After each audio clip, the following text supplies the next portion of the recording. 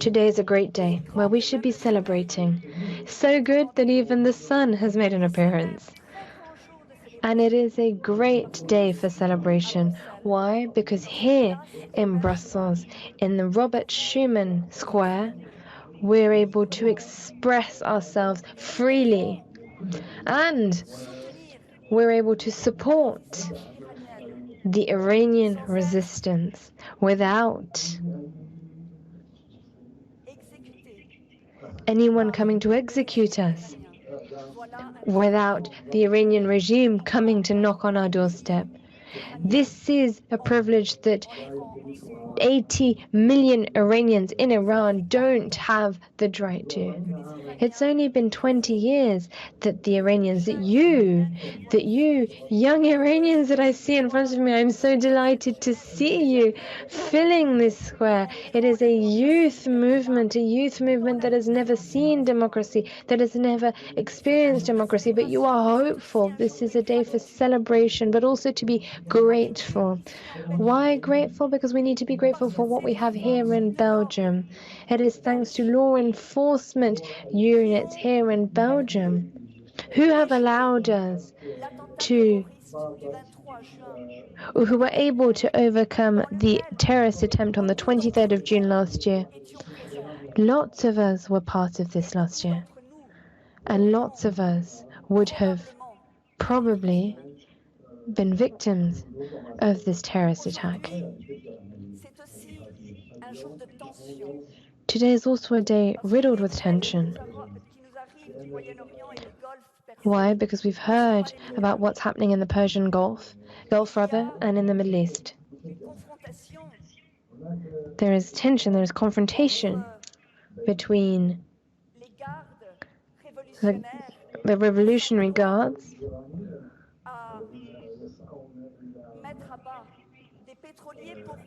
who are trying to intercept oil shipments in order to show the world, the West and Europe, what the risks would be if we continue to push the limits, if we continue to try and free Iran, because Iran needs democracy. Sometimes I hear analysis that say, yes, but it's confrontation, it's one-on-one, they're all radicals, they're fanatics, you've got the fanatic Iranians and then you've got the radical Americans on one hand as well. They're just as radical as each other, which is not true. What is dangerous here isn't confronting the Iranian regime. What is dangerous is the fact that we are going to continue to be on our knees, to be scared of the regime of the mullahs.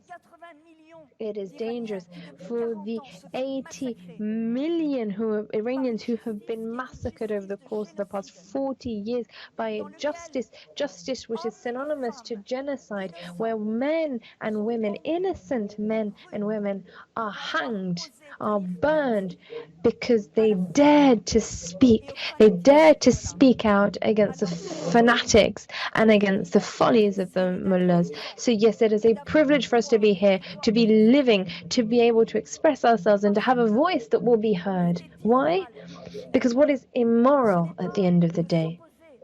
It's not being opposed to the Iranian regime. That is not what's dangerous here. What is dangerous and immoral is the fact that we are sitting on our laurels, that people don't want to do anything, that our justice here in Europe, and I'm saying this in front of the European flag, which is just behind me, what is dangerous is that our justice is scared to condemn the men who were behind a complot to assassinate thousands and millions of people in Paris. Because we're scared of the moral blackmail. We are not respecting and upholding our fundamental rights, and because we are scared, we have forgotten who we are and who we should be, human rights defenders here and around the world. We know that Iran terrorizes not only within its borders, but also by exporting terrorism outside of its borders. For several months now, there has been a turn in the wind. The US government inaugurated a different policy, a different stance. For the longest time, Europe, the United States, and the West thought that it would be good to tread with caution, to find moderate allies within the Iranian regime in order to try and slip in certain waves of reform. But what we've seen now is more conflict, more nuclear weapons in Yemen, in Syria, in Lebanon, around the whole of the Middle East. We can see the fear that has been spread by the mullahs. This is what is dangerous. The United States have decided to take this policy and turn it on its head, to be iron-fisted when it comes to Iran.